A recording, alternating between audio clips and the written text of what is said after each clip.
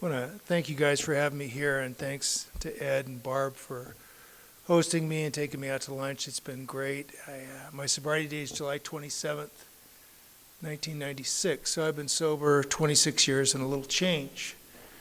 And the first thing I want to tell you is I'm not an authority in Alcoholics Anonymous. I wasn't appointed. I wasn't anointed. I'm just the guy here who's going to share his experience in Alcoholics Anonymous. And I also want to tell you, I was talking to Corey and a couple other guys before the meeting. One of the guys said to me, I hope you give a good talk.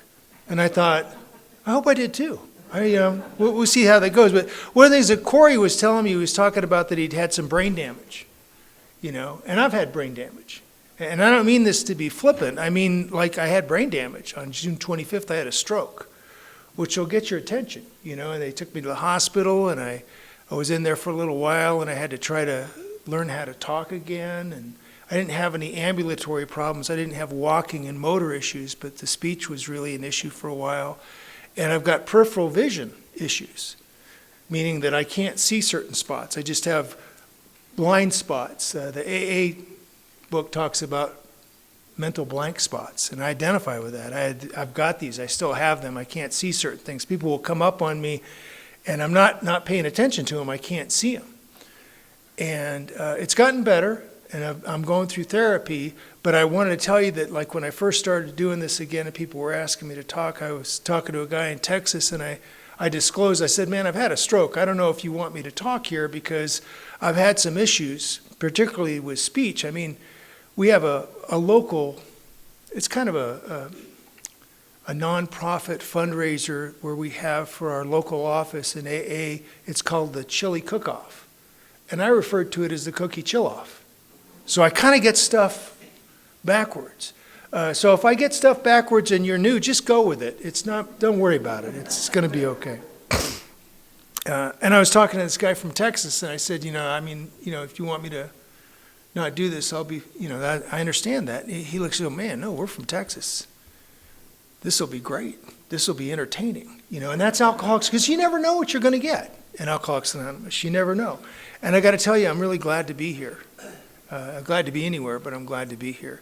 And when I got sober in July 27th of 1996, I got physically sober. I got popped for a DUI. I used to drive drunk all the time. I finally, I come to Alcoholics Anonymous because they tell me I got to go. I got sentenced to go to 6 AA meetings in 6 months, which I thought was excessive, And so I held off for a while, and I started going to AA, and now I'm not drinking.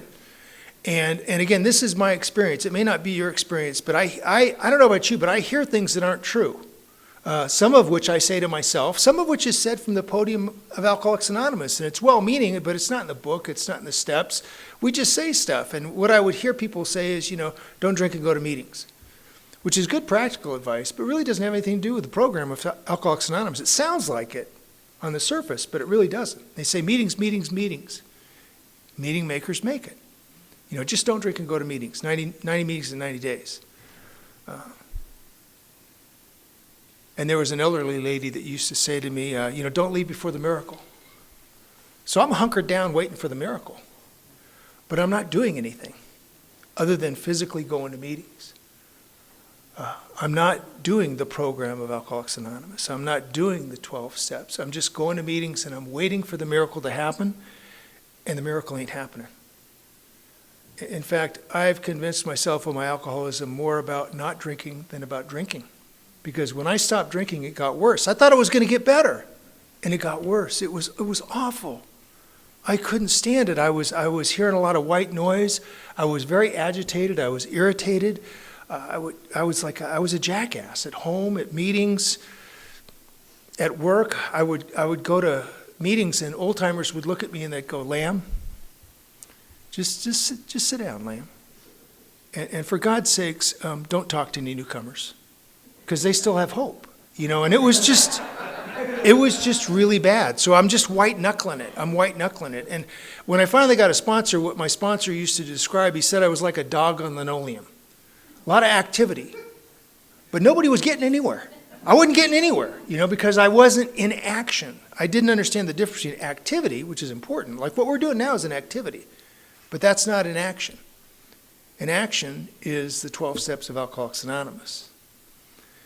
And I wasn't doing that. And I went about 100 days stark raving sober. And I'm the kind of alcoholic, just so you have an idea who I am, I'm the kind of guy my wife would send me out to get milk. And it's really not complicated. It's not a difficult task. There's maybe 2 or 3 subparts to it. You got to leave the house. You got to go to the store. You got to buy the milk. And then this is really important. You got to come home with the milk. Yeah, I'm not too good at coming home with the milk. What happens to me is I run into a guy like Ed, and he looks like he's harmless most nights, but he's not. What he says to me is, he says something to me, he says, like, would you like to have a beer? Well, of course I'd like to have a beer. I mean, it's like a basic food group, right? And what's the harm in having a beer, right? So I have a beer with Ed, but my problem is I'm an alcoholic. It does not quench my thirst. I get thirstier. So I'm drinking beer, and I'm drinking beer, and I'm drinking beer, but I don't understand the concept of enough. I always want more. I don't care what it is. I need more of it, and I need to get there. I don't even know where there is, but I need to get there, and I need to get there now. So I like an accelerant, and the accelerant that I like is tequila.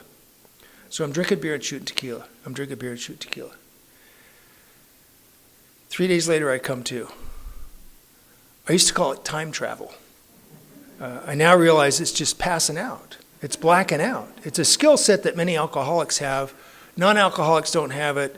Al-Anons are completely unimpressed with it. Okay, but we think it's kind of cool. Stuff happens. We meet people we never met before, even though we might have seen them. They're like new people. Stuff is happening all the time. It's very interesting. It's kind of scary because you're not sure exactly what's going to happen, but it's exciting.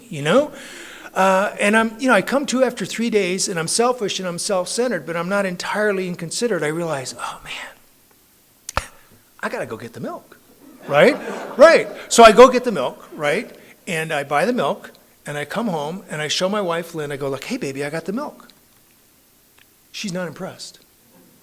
She's not even slightly amused, right? And she's not even a little irritated. She is really upset with me because I've been gone for 3 days. And because I'm an alcoholic and I'm suffer from delusions, I don't understand what the problem is. I feel like I just left. I feel like everybody's overreacting. Everybody's picking on me. What's going on here? What's the problem, right? It's like we were talking about this earlier. In the big book, we talk about, the alcoholic career. Let me tell you, the Al-Anons never refer to what we do as a career. It's never positive. You'll hear people say, alcoholics are above average intelligence. Al-Anons never accuse us of that. Not once. So I come to Alcoholics Anonymous, right?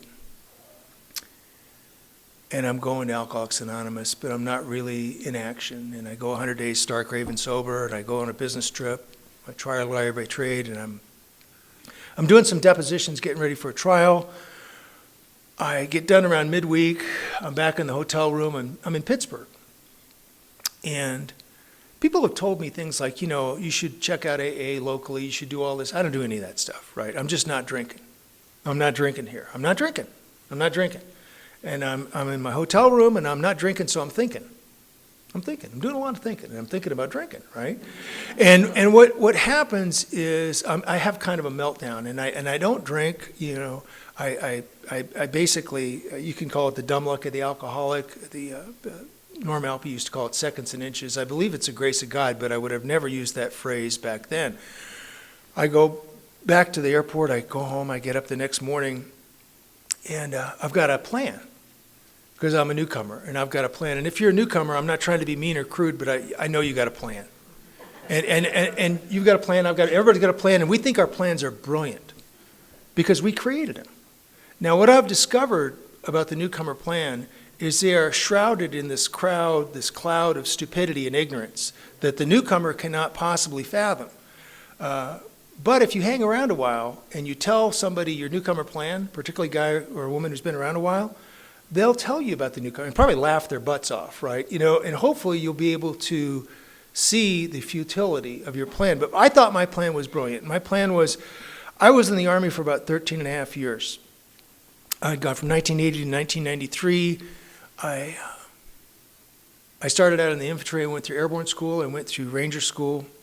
After a year in Korea, I went to Special Forces Selection and Assessment. I served as a Green Beret for a while. I was in Beirut for a little over 6 months. I was in the Middle East a lot, and after a few years, they picked me up and sent me to law school.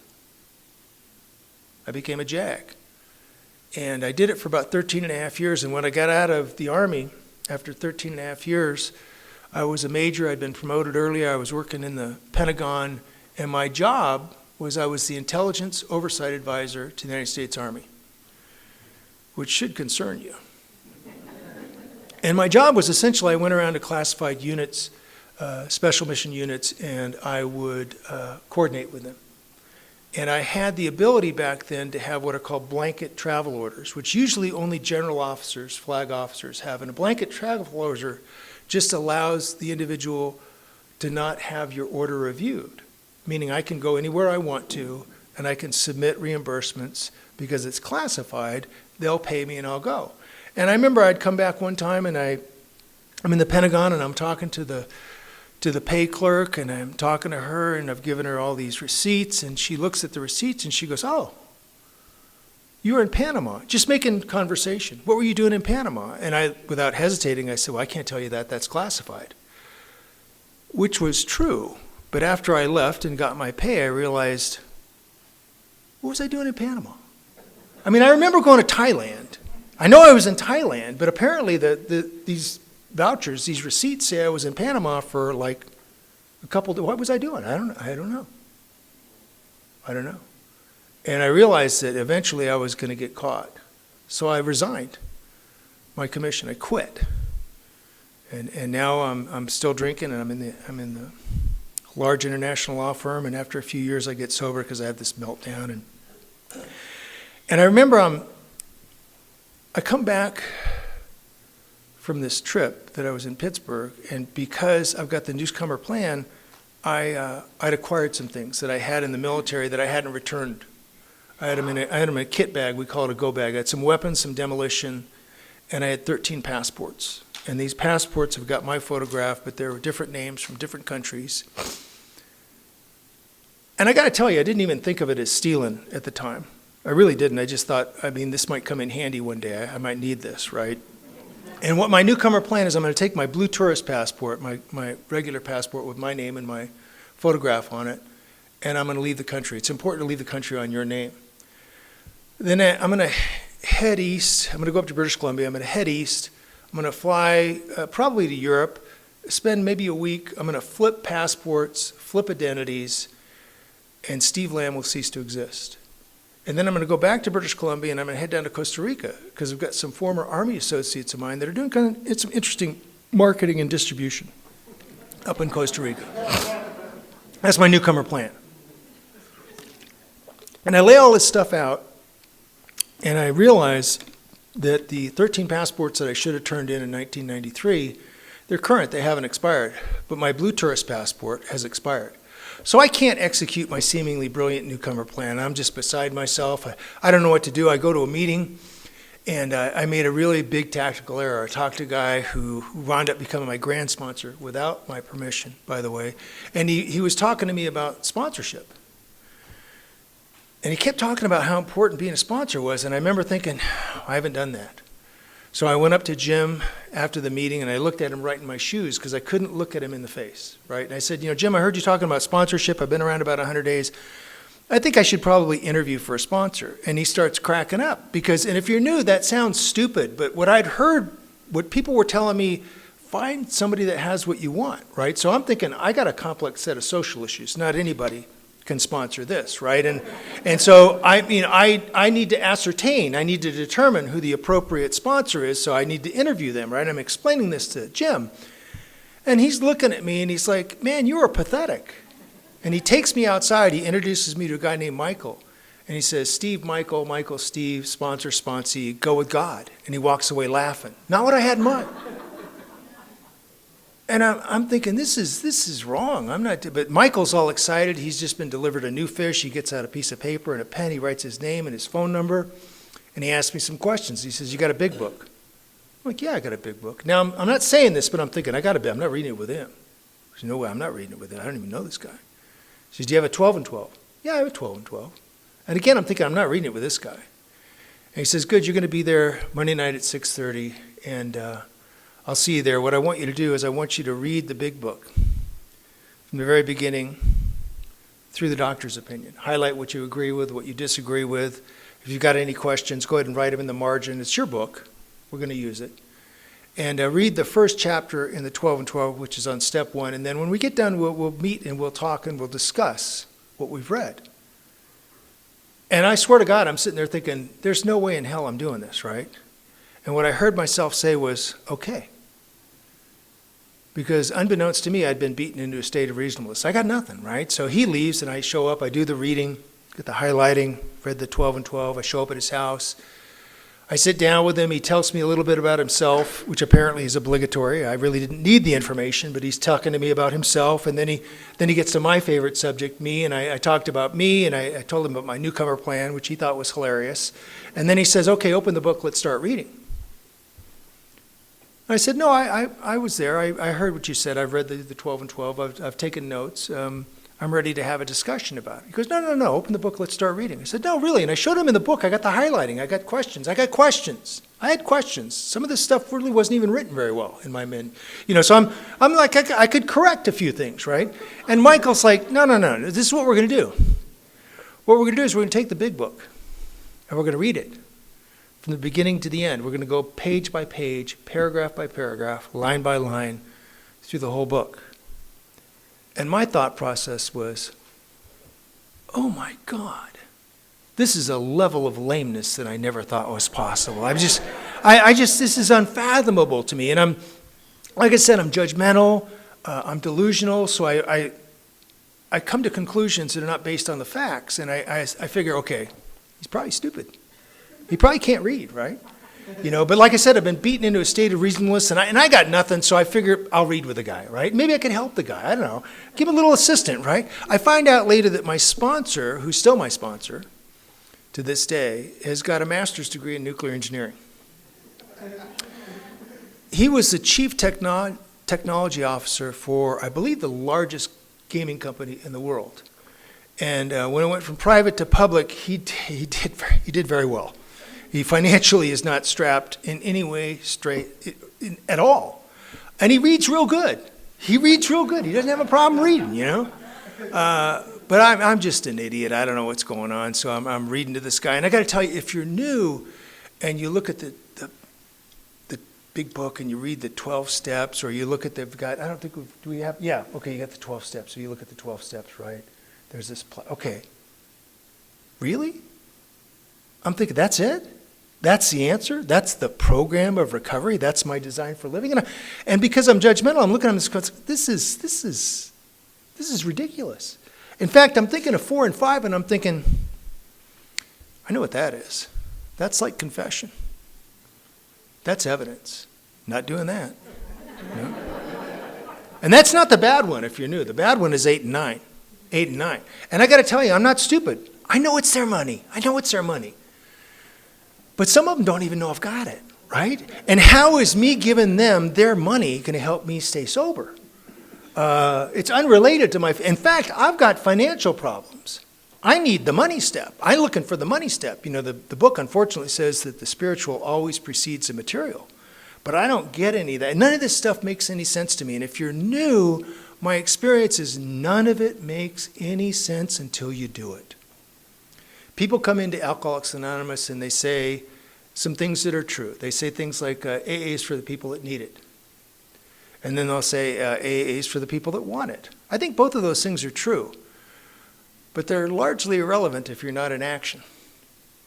Because AA is for people that do it. If you do the work will do you. I mean, I had a crappy attitude. I didn't want to be here, but I did the work. And what happens is when you do the work, it changes you. You have a spiritual awakening, a spiritual experience, a psychic change. You can call it whatever you want, but you're the different person.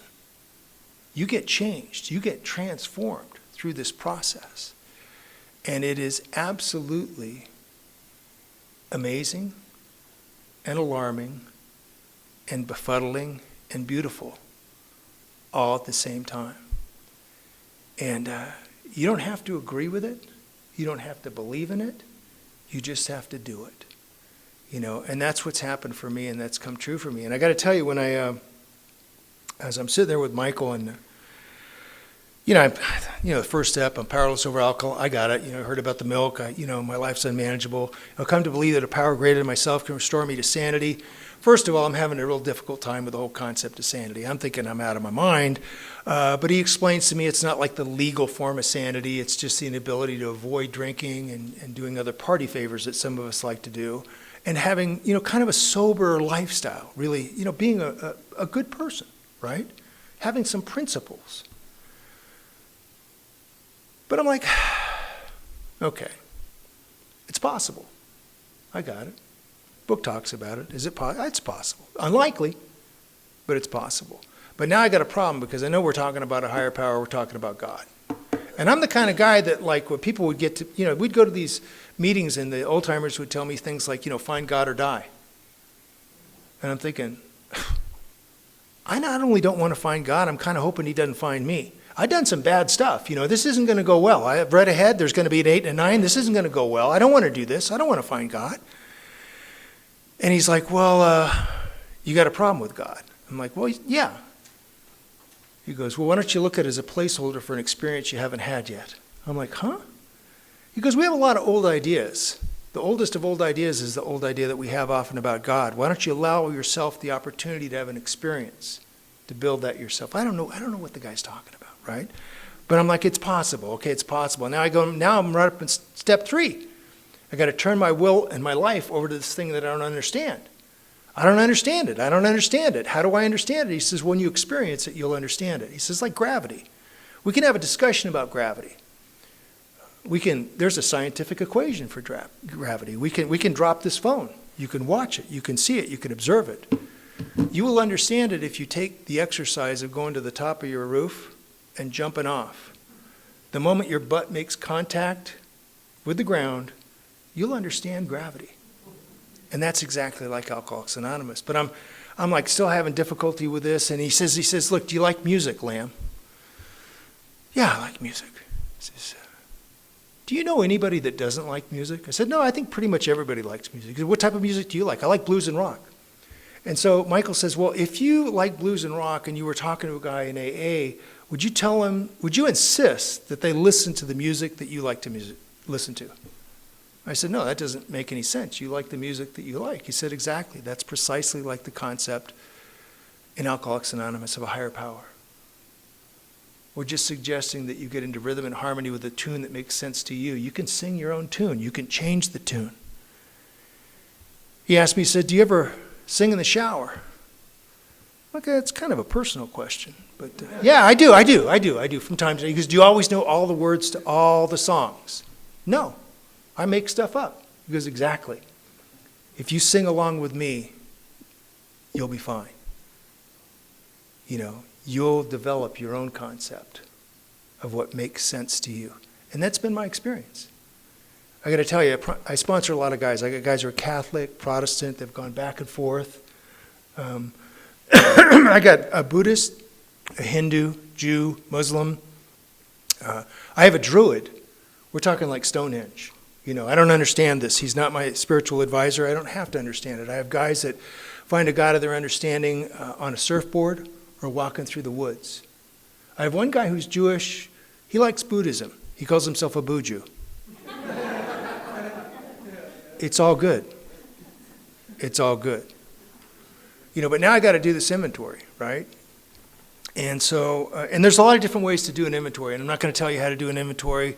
The only suggestion that I have is that you follow the suggestion of your sponsor. And my sponsor suggested that I keep it pretty simple. He said, go to page 65. You'll see the 3 columns. You don't even need complete sentences. You can have bullet points. All you need is, the first column is the resentment, the person, the institution, or the principle. The second column is the cause. You only need 2 or 3 words on this. The third column is the condition or how it affects you. Is it self-esteem, pocketbook, security, ambition, personal relations, sexual relations? Just jot that down. And then he said to the 4th column, there's not really a 4th column. When you look on page 66 and 67, there's a reference to, we're going to turn back to our list. We're going to identify mistake, fault, and blame. Those are character defects. Things like selfishness, self-centeredness, self-seeking. Book talks a lot about fear. 12 and 12 refers to the 7 deadly sins: pride, greed, lust, anger, gluttony, envy, sloth. Some of my personal favorites, The book talks a lot about, on page 67, something sometimes referred to as a prayer to the sick man. You know, am I willing, regarding this person that I resent, to ask God to help me show that person that I resent patience, pity, and tolerance? Am I willing to forgive? And then Michael gave me the instruction on the sexual misconduct inventory and on the fear inventory, and they turned me loose. He said it should take me a few weeks.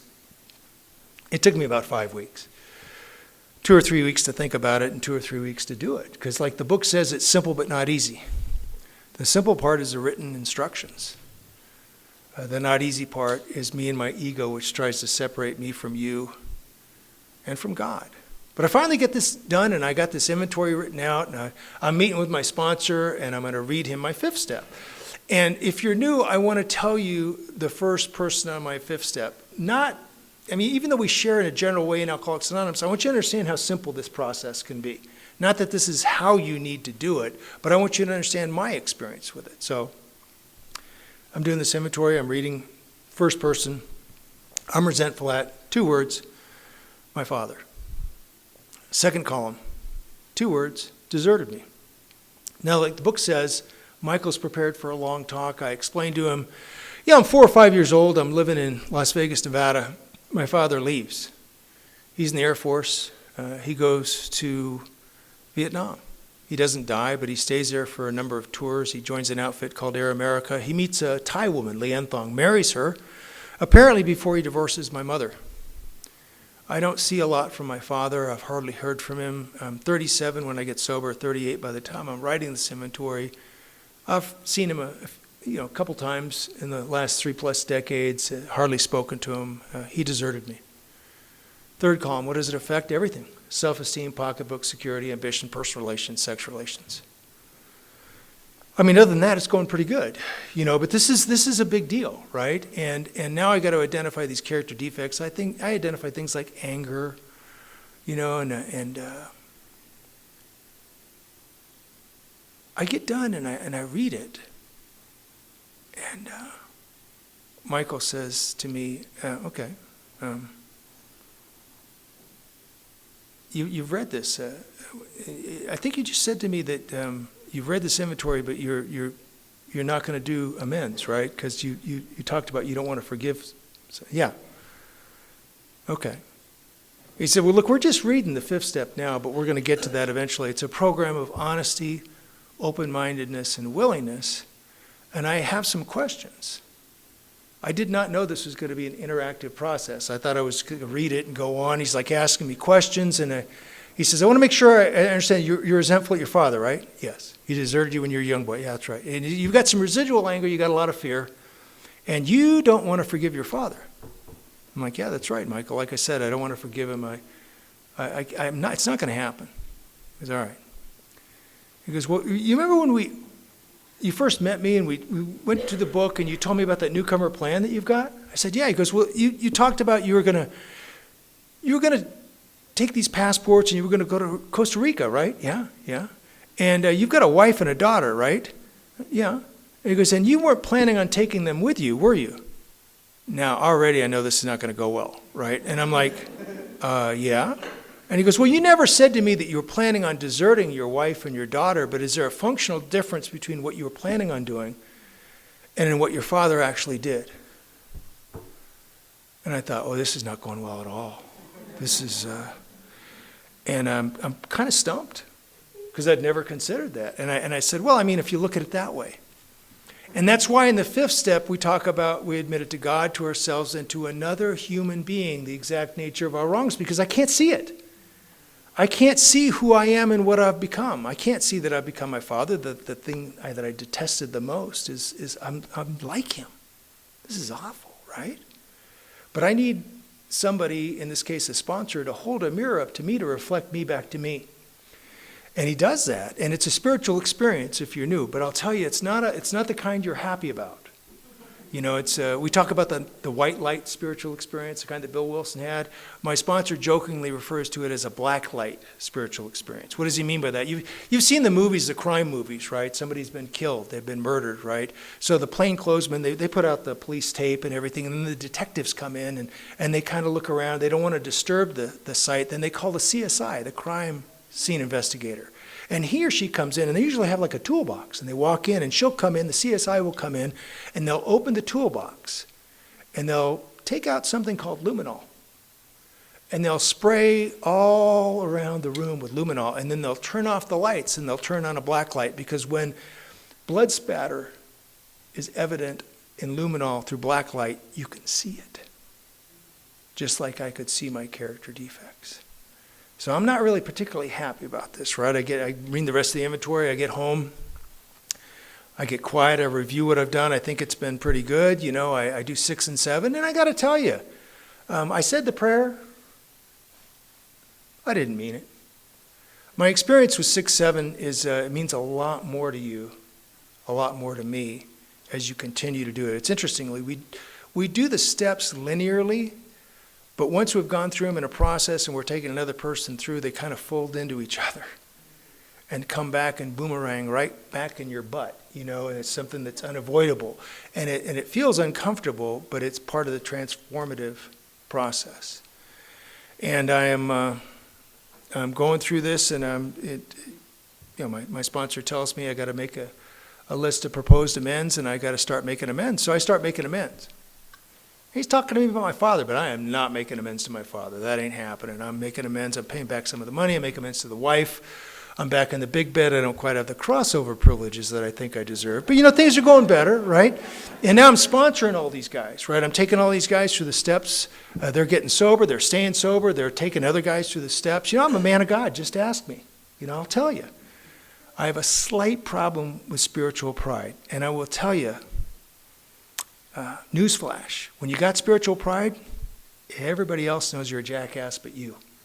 Okay, that's been my experience, right? So I'm going through this process, but I'm not making amends to my father, right? And this goes on for a number of years. And Michael's asking me about it, and he's like, well, you know, what are you doing about it? I'm like, nothing. He goes, well, the book talks about willingness. Are you willing to pray for the willingness? So I said, yeah. He says, you pray, I'll pray, we'll both pray. So I've been praying, right? And he asked me, how's it going? Fine. You ready to make amends to your father? And I don't understand why I need to I didn't do anything to him. And he explained to me, well, you're withholding him from you. And that's impacting you. Don't you see that? And I said, yeah, I do. Because when you mention your father, what happens physically? I can taste the bile in the back of my stomach. It's somewhere between I hate him and I detest him. It's bad, and it's affecting me. And Michael says, is it affecting your father? No, he doesn't even know what's going on. He goes, well, if you make amends, that may adjust that. I'm agreeing with him, but I'm not doing it. And then I come to a point where I'm just telling Michael about my home group is the Hermosa Beach Men's Stag. It meets there Monday night at 8:30. I'm planning on being there most nights, but I won't be there that night because I got to leave. I got to go to Anchorage, Alaska to do some depositions. Right? Just tell him what's going on, right? Just a conversation with the sponsor so he knows what's going on, right? He lights up like a Christmas tree. He gets all excited. He's like, oh man, that's great. You will make amends to your father. I had forgotten that I had told my sponsor that my father was living in Wasilla, Alaska, which is about 30 miles outside of Anchorage, right? So now my sponsor is connecting two clearly unrelated dots. And if you're new, I will tell you, sponsors will do that. It's annoying as hell, right? And I'm waving, I'm like, whoa, no, this is business, Michael. This has nothing to do with Alcoholics Anonymous. And he leans in and he goes, Lamb, everything has everything to do with Alcoholics Anonymous. He goes, you've been praying, right? Yeah. He goes, well, keep praying. I want you to pray and meditate. I want you to think about this over the next couple of weeks. What should you do? And what comes to me is I got to do this.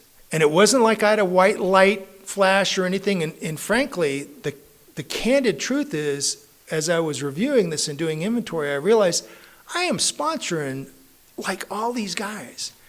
And I'm telling them about making amends. I'm exhorting them to make amends. I'm advising them to, and I won't do it. And I'm a hypocrite. And I feel guilty. And by the way, if you're new and you feel guilty, it's probably because you're guilty, okay? That took me a while to realize that, okay? It's kind of as a news flash to me, right? And so I go to Michael and I'm like, all right, I'll do it. What do I do? And he goes, I don't know, I'm not going to Alcoholics Anonymous. I'm not going up there to do that. Talk to God. I'm like, oh, you're kidding me, right? I mean, I used to call him the mystic muffin, the cosmic cupcake. The guy pissed me off. It drove me crazy. It didn't matter what the problem was. His solution was pray and meditate, ask God for guidance and direction. And my experience is that works. But he warned me, he said, look, God is old and slow. He doesn't wear a wristwatch. You got to be patient. You got to wait for the right time.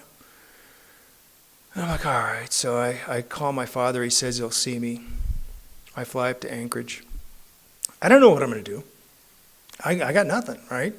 But I said I'm going to do it. So I go through the terminal. I see him. He's older than I remembered. He's shorter than I remembered. And he's hesitating. And I'm striding up towards him with purpose because I've made a commitment in Alcoholics Anonymous. Again, I don't know what I'm going to do, right? I have no idea what I'm going to do. And when I got up to my father, without even really thinking, I grabbed my father and I hugged him.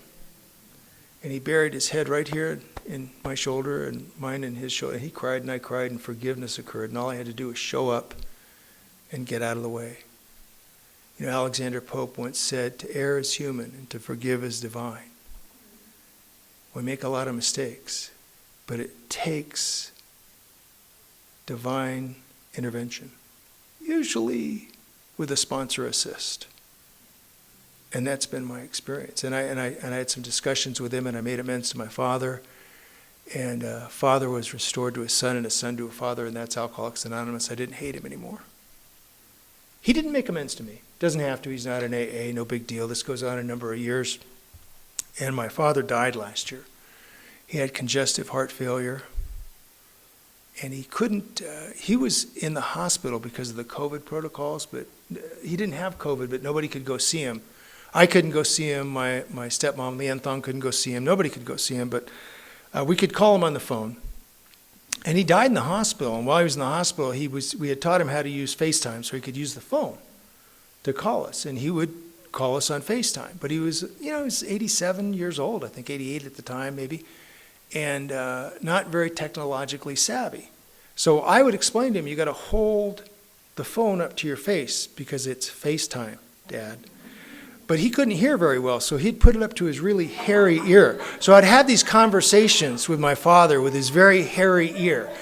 And before he died, my father made amends to me.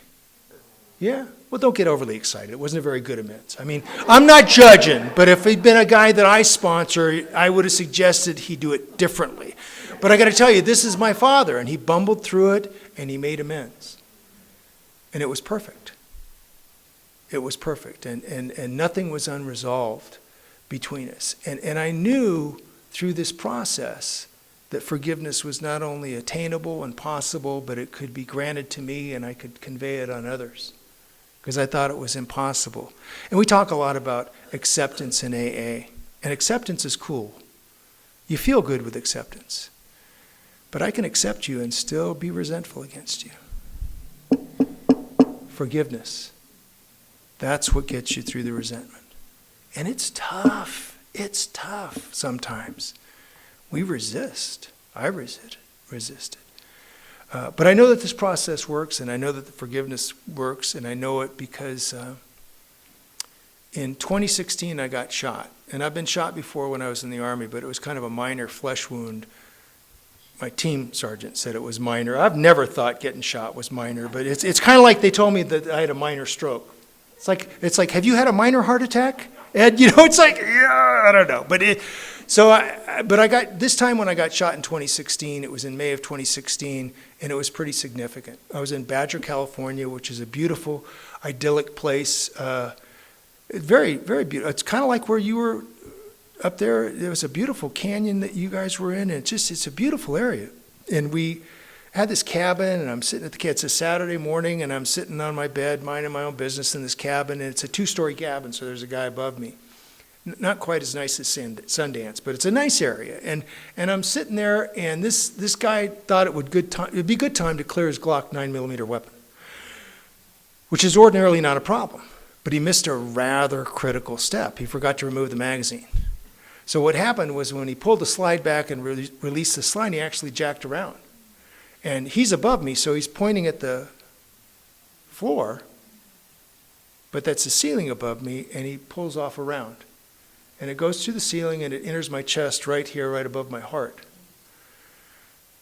Now, I'll tell you, this will catch your attention, okay? And we talk a lot about serenity, and I've been told not to curse, and I really don't curse, but I got to confess to you that I yelped. I didn't yell. I yelped a shortened version of fire truck, okay?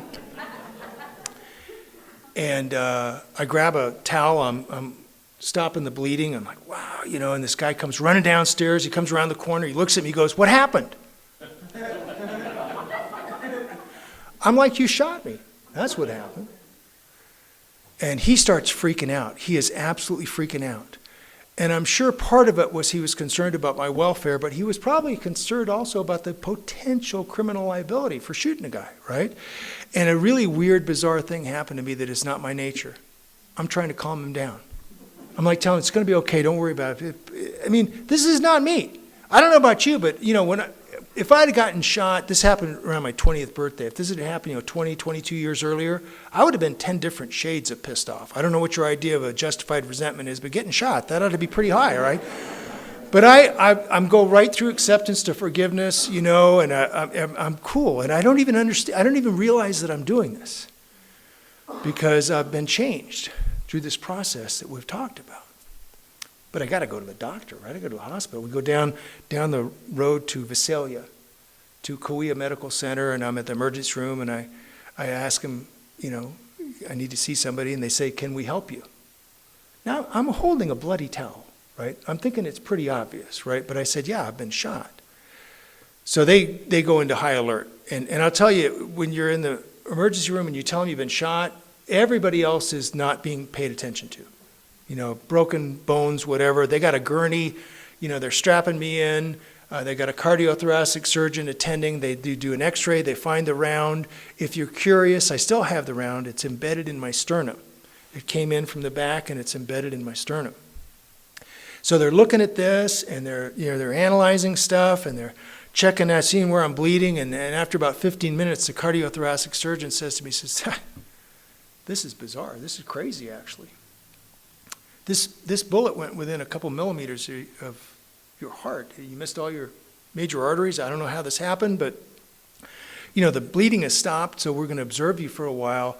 But he said, "We noticed that when we did the EKG, you have this thing called an atrial flutter, which is like AFib. It's just your heart is spasming, which isn't very surprising because I just got shot, right? The doctor says to me, he says, "Look, this is something you're going to need you might need medical care, you might need surgery, you might need a procedure or medication, but you need to check this out because if you don't address this, you could have a stroke." Isn't that ironic? And so I said, okay. I get released after a while. I'm seeing my doctor, Dr. Carlson. He's a cardiologist, my local Torrance Memorial Medical Center in the South Bay. And he does an EKG, confirms, he says, "Yeah, you got an atrial flutter." He goes, look, here's the thing. We have a procedure. It's called a cardioversion. And it works most of the time. He says, have you ever seen like in the movies where they take the paddle and they'll paddle a guy? And I'm like, "Yeah." He goes, "Well, that's barbaric. We would not do that to you. What we're going to do with you is we're going to tape these pads to your chest that are hooked to electrodes. And then we're going to hit you with a jolt of electricity. That will stop your heart. We will wait 5 to 7 seconds, and then we'll hit you with another jolt of electricity. That'll restart your heart, and hopefully it'll be in sync." And I'm like, "Doc, I am not that quick on the uptake. But that really sounds like you're going to kill me." And he's like, "Oh, no, we don't look at it that way. We don't. It's a control procedure. I've done it hundreds of times." And he said, "And by the way, before the procedure occurs, you'll be in the hospital, and there's going to be an anesthesiologist. The anesthesiologist will give you something that will make you comfortable." So I'm an alcoholic. I go from "you're going to kill me" till I'm going to get comfortable. And it's not that I haven't been comfortable in Alcoholics Anonymous, but I haven't been that kind of comfortable in a long time, right? So I'm thinking, okay, free pass, man. Cool. My sponsor will be okay with this. So sign me up. Let's do this thing, right? So I got the gown on with my butt hanging out.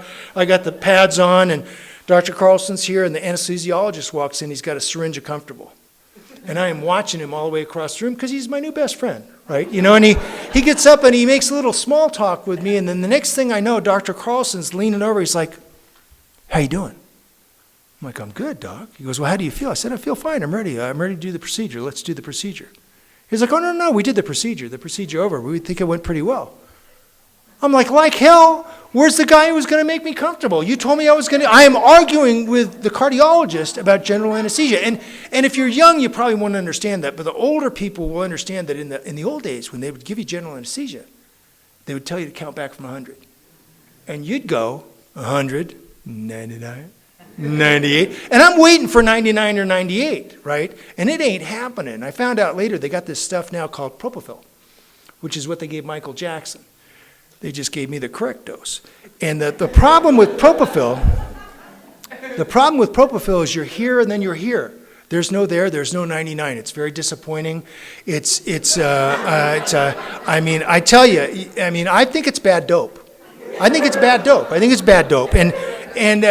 So I'm like not happy about this. And part of the point of this story, in addition to the forgiveness concept, is hopefully you'll eventually get in, you'll read the 12 and 12 if you're new.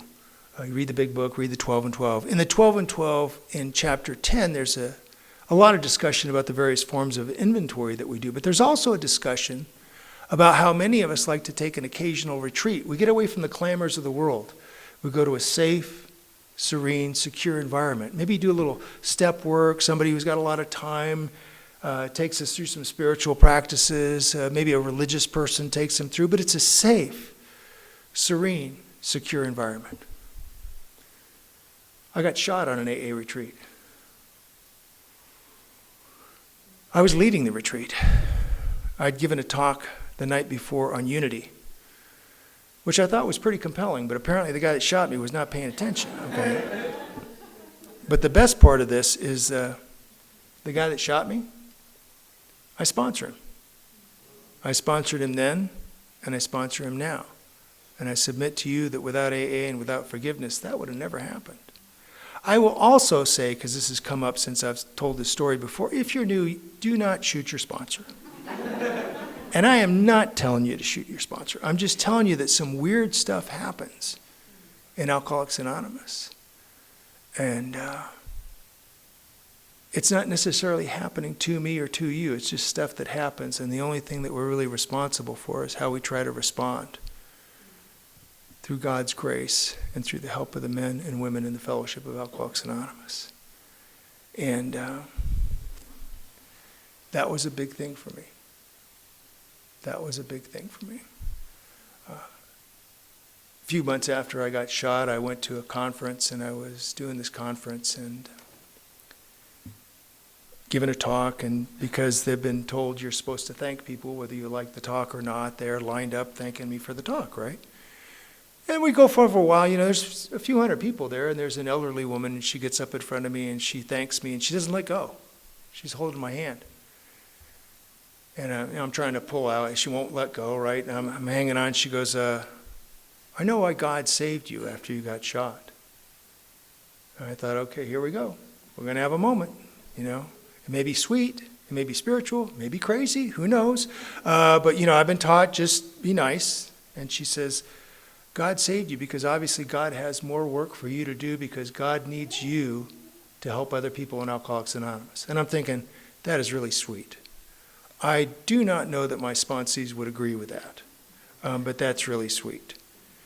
Another couple hundred people go through, and there's an old guy, and he's wearing a World War II cap. This guy's got to be 90. It seems like he's 100 years old. He's on 2 canes, and he comes up to me, and he thanks me, and he holds my hand, and he won't let go, right? He's holding my hand, and he goes, I know why God saved you back then after you got shot. And I thought, okay, here we go. We're going to have another moment. Just be cool, Lamb. Just say thank you, right? And he leans in, and he's got a little twinkle in his eye. And he goes, only the good die young. And then he goes, and I ought to know. And he just hobbles away, and he's cracking up. He's just cracking up, right? Because this has made his whole day, right? And I thought about it for a while, and I thought, he's probably more accurate than that lady. It's just, and we're here, and we do the best we can. And I got to tell you, one of the things that I've come to believe is I don't know how much time we've got, but every day is precious. Every day is precious. And we talk about one day at a time, but are we able to actually live one day at a time? And I want to be here, and I want to be present. And one of the things I've learned in Alcoholics Anonymous, because I've been taught this, is that I need you. When I was first started sponsoring guys, I kind of got the value of it. But one of the things that would happen, when I got shot, I got called. Guy that I sponsored, gives me a call, and I'm in the hospital. I've been shot, right? He goes, how you doing? I go, I've had better days. He goes, what happened? Because he's polite. He asked me. I told him I've been shot. And he listens to me for about a minute, and then he goes, okay, are you going to be okay? I said, well, I think so. He goes, all right, well, let me tell you what happened with her. Right? Because it's all about selfishness and self-centeredness. That we think is the root of the problem, and we think maybe we're overreacting, but we haven't even scratched the surface of it. And that sounds like a problem. But when it's shared with the sponsor, it's a gateway to grace. It's a divine distraction, because when he's talking about himself, I am not thinking about me. I'm not thinking about getting shot. I'm focused on him. I'm out of self and into God. And I don't know what your idea of a conscious contact is, but that's what meets my definition. And my job is to be helpful and to have purpose. And if I have purpose, I'm purposeful. And that's the essence of it. That's the big thing. But I got to tell you,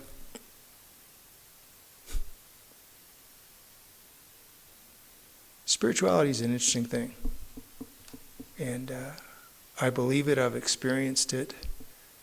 But it's dynamic, and it's not static, and it's always in motion. It's always in motion. One of the biggest resentments I ever had was against my wife. And this is going to sound shallow and immature, but I can assure you it's because it didn't happen to you. So I get sober. I've been sober like 2 or 3 years at the time, and I'm sponsoring all these guys.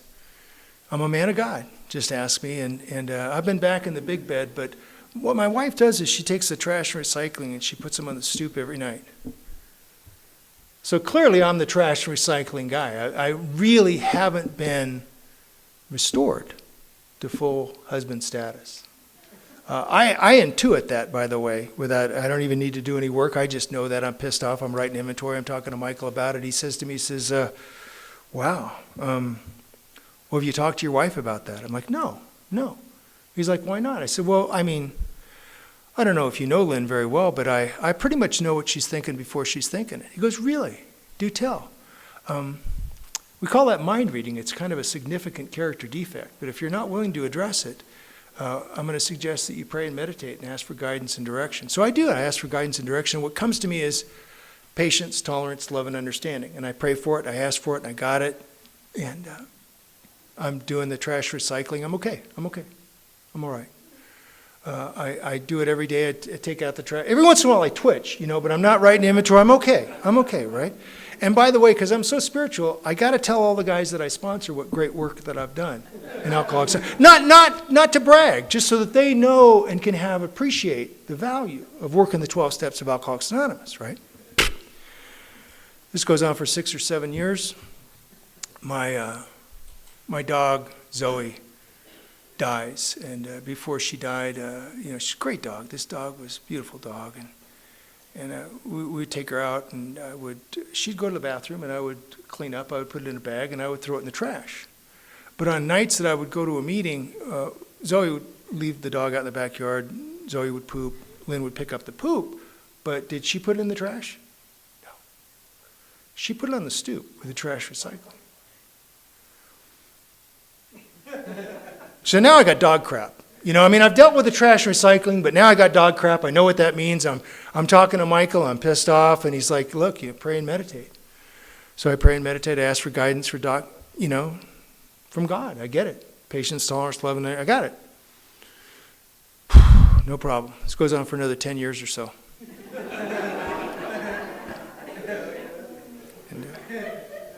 One day I go out the front door instead of the side door so I don't get the trash, recycling, and poop. And I'm sensitive, so I realize I got to make amends. I don't wait for the right time. You know, it's Monday. I'll wait for before I go to the meeting. My home group is at 8:30. I'll go. We'll have dinner. I'll wait for the right time. I'll make amends to Lynn. So we're having dinner. I'm like, hey, Lynn, maybe you noticed this morning I went out the front door to the side door. I didn't get the trash, recycling, and poop. I know that's my job. I apologize. I'll do better next time. She's like, huh? I'm like, baby, the trash, recycling, and poop. I didn't get it this morning. She goes, what are you talking about? Now, I've been taught to pause when agitated. My head's doing a rotisserie, but I back up and I'm like, and then I tell her once again, real slow. And by the way, if you're new guys, the women love it when you talk to them real slow.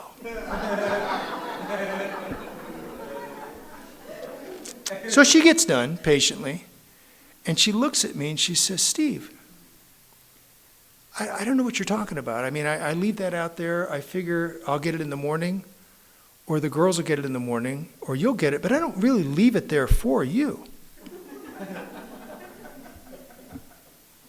Who knew, right? So now, again, I'm not that quick on the uptake, but I realize that I've had this resentment for over a decade. It has no basis in fact, and I've bragged about it. And how spiritual I am to the guys this is embarrassing. But I'm a spiritual guy, so I know what to do. I look at her, I go, I love you, babe, I got to go. Because I can't talk to her about this, right? I go to the meeting because I figure, my sponsor or Bill C. will they'll help me, right? Oh, hell no. They think it's hilarious, right? They want me to talk particularly to the new guys. Oh, no, Lamb, tell them what you did at 17 years of sobriety. This is great. Tell them. And they're just cracking up. And Bill C. used to say that in Alcoholics Anonymous, eventually we take off the clown suit. We do. But we never throw it away. We hang that bad boy up because we might need it one day, and today was the day, right? And we've all gone through this. And, oh, man, I'm talking to Michael about it. He thinks it's hilarious. He just thinks it's hilarious, right? And he goes, well, there's good news and bad news. I'm like, all right, I'll bite. What's the bad news? He goes, the bad news, it never ends, Lamb. This never ends. I'm thinking, okay, what's the good news? He goes, the good news is the same as the bad news. It never ends. And you're a member of Alcoholics Anonymous. There's always something to do, and more importantly, there's something to do it with. So stay busy. Don't drift into morbid reflection. Annie Lamott once said that laughter is carbonated holiness. So while what we do is deadly serious, we got to do it with a light touch. We got to do it with a light touch.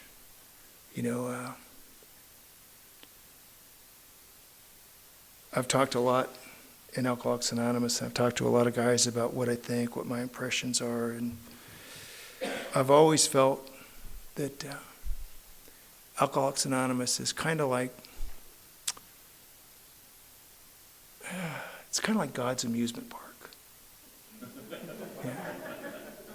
What do I mean by that? What I mean by that is the price of admission, like to any amusement park, is really heavy.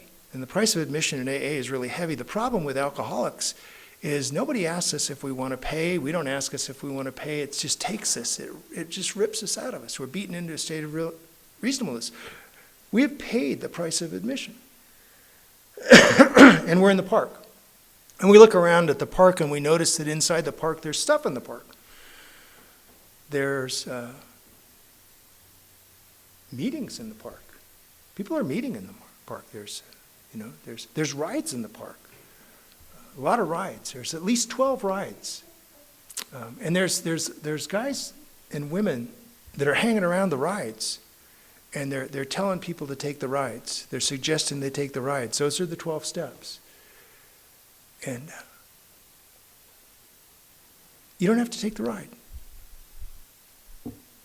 You don't even have to stay in the meeting. In fact, you can leave the park. You can leave the park. You're free to leave the park. But the thing that's interesting about God's amusement park is it's like other amusement parks and high-end parking centers.